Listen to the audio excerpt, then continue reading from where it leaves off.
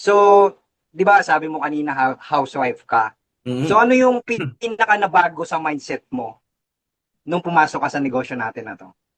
Yeah, actually, alam mo, Coach Eric, ano yan, magandang question yan. Kasi alam mo tayo, ay kami na yung mga housewife, alam mo kapag ikaw ay na-stuck ka sa bahay, yung routine mo araw-araw, nagigising ka, magluluto ka, maghuhugas ka, maglilinis ka, tapos magluluto ka ulit, tapos maghuhugas ka ulit. Alam mo yung routine na ganyan araw-araw. So feeling mo na-stuck ka sa ganyang routine. Mm. So feeling mo, you as a babae, parang ano ba yung maibibigay ko sa mundo na to na ganito lang yung buhay ko? 'Di ba? Kasi araw-araw ganun lang naman yung ginagawa mo eh. Kaya nga yung 'di ba ang tingin ng ibang tao sa mga housewife housewife lang 'yan.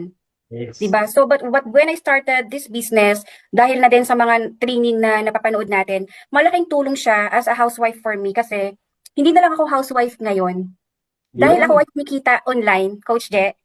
Eric, Ah, hindi na tayo housewife lang ngayon. So tayo ay nagle-level up din. So, 'di ba, housewife na nag-level up, na kayang kumita talaga online. So ano siya, I feel ano today, bukod sa today I feel happy, I feel also na ako ay empowered already. oo. Empowered already. Nice. Ah, Oo. nice, Yes. And nice. So, guys, tawag dito, ang pagiging homemaker, hindi siya madali. True. Hindi siya madali. tama.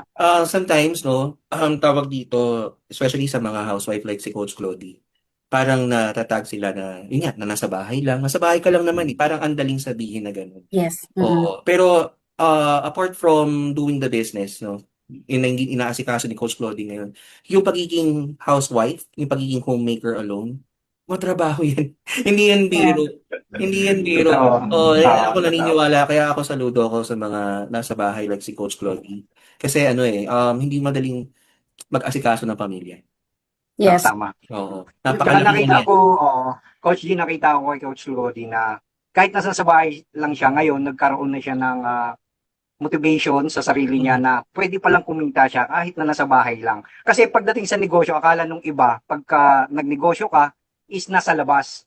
Mm. Magpuput up ka ng traditional mo or maghahanap ka ng pwesto mo para makapag-put up ka ng negosyo. Mm. So dito sa ating business na ginagawa, kahit na nasa bahay lang tayo, so nagagawa natin yung negosyo. Mm. Coach Clody, agree ka ba doon na malaking Yes. tulong ba sa'yo talaga? Kasi di ba, imaginein mo, nasa bahay ka, pero may negosyo ka. Yeah. Yes. Di ba, Coach At Clody? Coach Eric, 'di ba? Ang pinaka best part doon is hindi mo kailangan na lumabas ng bahay, Mm. Yes, tama. Oo, oo. 'di ba? Yun. So, Malaking napakalaking advantage lalo na kung ikaw ay magsisimula ng isang negosyo. Di ba, Coach Clody?